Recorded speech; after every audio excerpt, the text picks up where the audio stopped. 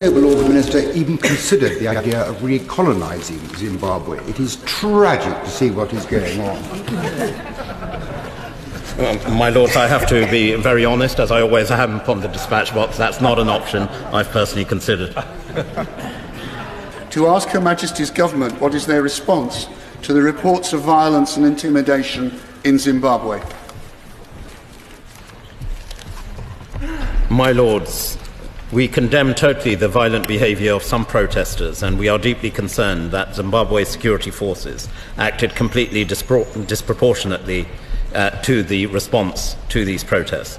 There are also disturbing reports of security forces using live ammunition and partaking in indiscriminate arrests. On the 17th of January, my honourable friend, the Minister of State for Africa, summoned the Zimbabwean ambassador, where she urged the Zimbabwean government to stop the disproportionate use of force, reinstate access to the internet, and investigate any alleged human rights abuses. I thank my noble friend for that answer, and I particularly welcome the fact that the Foreign Office and the Minister for Africa took prompt action in summoning the Zimbabwean ambassador for discussions on this subject. Could I ask my noble friend to clarify whether there have been any discussions with SADC, the African Union, or other similar organisations to put pressure on the Zimbabwean government to end all these actions? And is it not clear that a government that is willing to shoot its own subjects, in most cases apparently for no reason whatsoever, should not be a member of the Commonwealth?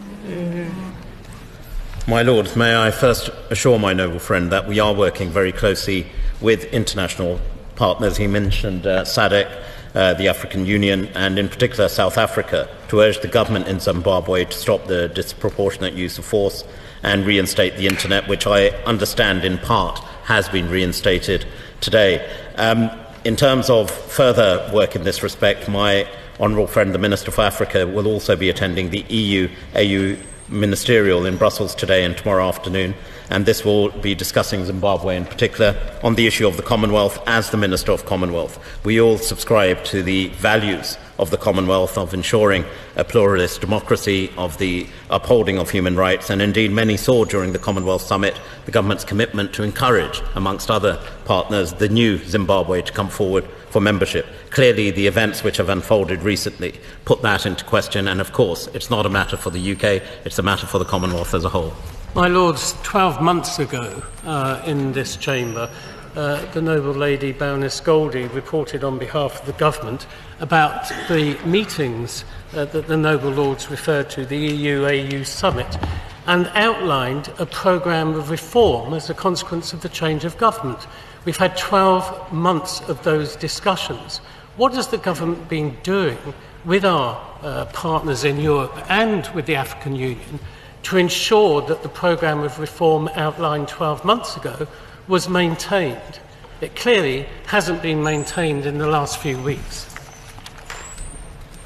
My Lords, let me assure your Lordship's House that we are, as I've already indicated, working with international partners to see what has been a desperate situation in Zimbabwe over many, many years, that we see the emergence of sustainable democracy, investment in state institutions, particularly justice systems, and of course the opening up and the lifting of all sanctions.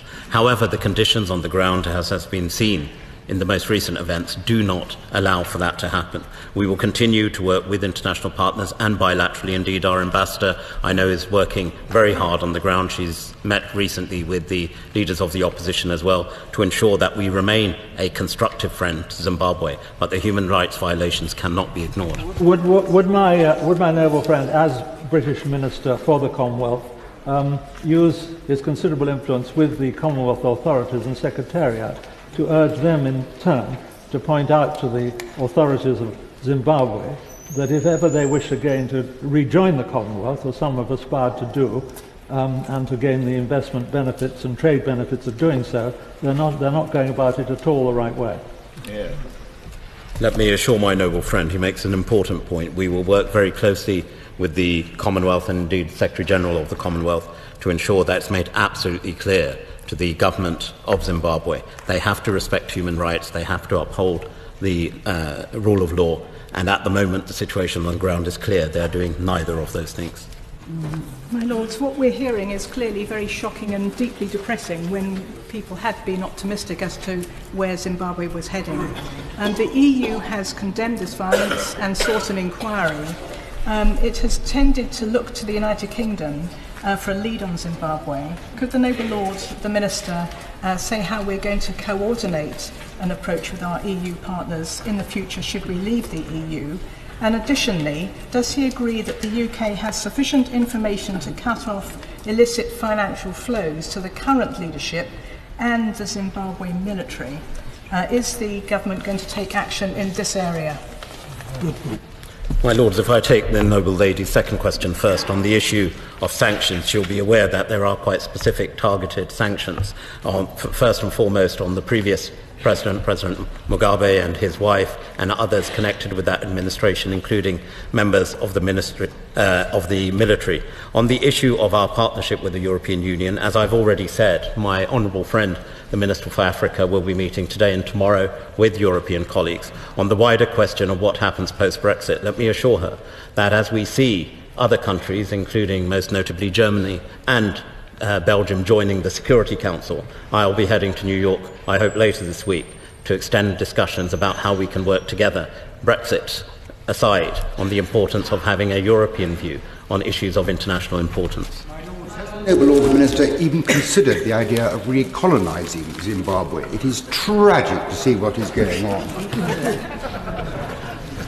My Lords, I have to be very honest, as I always am upon the dispatch box. That's not an option I've personally considered. With Lord Hayward had the privilege of being a member of the delegation which, on behalf of the Commonwealth, was one of the observers at the elections in Zimbabwe in the summer. In our report, we did acknowledge many of the concerns that have been raised around the House this afternoon, and particularly the one about the potential for the Zimbabwe to be readmitted to the Commonwealth. But I think I'm right in saying that we were slightly concerned at what I would describe positively as the relaxed and negatively as the complacent attitude of some members of the British government delegation there about the post-election violence, in which there was an attempt to suggest that this was all stimulated by the opposition, the MDC, the Movement for Democratic Change. Would the Minister assure the House that no attention will be paid to those who are trying now to identify the MDC as the exclusive source of violence in this particular episode? My Lords, may I firstly pay tribute to the Noble Lady and indeed other members of your Lordship's House for their work and interest in the important area of helping Zimbabwe again to reach those points that we've raised within your Lordship's House and beyond, of ensuring a sustainable democracy and the prevailing rule of law. On her specific question on the MDC, as I indicated in an earlier answer, the British ambassador, along with international partners, met with the acting Foreign Minister, Home Affairs Minister, but also with the opposition MDC leader on the 16th of January to ensure there is a joint approach, both with international partners, but also working with the opposition to ensure that the issues, the conflicts, the violence we've seen on the roads are first and foremost stopped, and that the rule of law can prevail. My Lords, as one who went on the previous inspection of independence elections in Rhodesia in 1979, can I say there is a sickening familiarity about what is happening? There is a glorious burst of democratic enthusiasm, friendliness, brotherhood, peace. I stood next to a district commissioner who said, "I cannot believe what I'm seeing." 4 days before that election, he said, "Those guys there, who were 20 people dancing in a circle carrying placards," he said, "they've swapped placards, and 6 weeks ago they were throwing petrol bombs through each other's windows." And here we are again, my Lord, it's getting more and more violent. We must have got to the stage where occasionally those who negotiate on our behalf say, "or else." It'd be very nice to know what it was that follows those words. My Lords, let me assure my noble friend that we will work, as I've already indicated. Constructive discussions are taking place with international partners and also direct engagement with all parties on the ground And let me assure you, we are making it very clear that the current violence that we've seen, the violations and abuses of human rights we've seen, and those actions initiated by the security forces are unacceptable, and will continue to work not just in ensuring that is communicated, to taking all appropriate steps to ensure the rule of law can prevail and human rights are respected.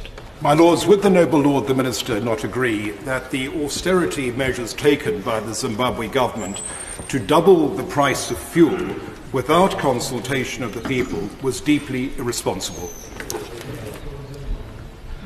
I think that was the basis on which the recent riots took place, and the fuel prices is a challenge. However, with the current restrictions which are imposed, and also the lack of reform which other noble lords have indicated in terms of economic reforms on the ground, the opening up of the economy has prevented the kind of economy emerging that we wish to see. Until the Zimbabwe government takes responsibility in that respect, we will not see the change, and it's regrettable, it's challenging. However, these acts of violence cannot continue, and we will make that case very strongly. Noble Lord the Minister even considered the idea of recolonising Zimbabwe. It is tragic to see what is going on.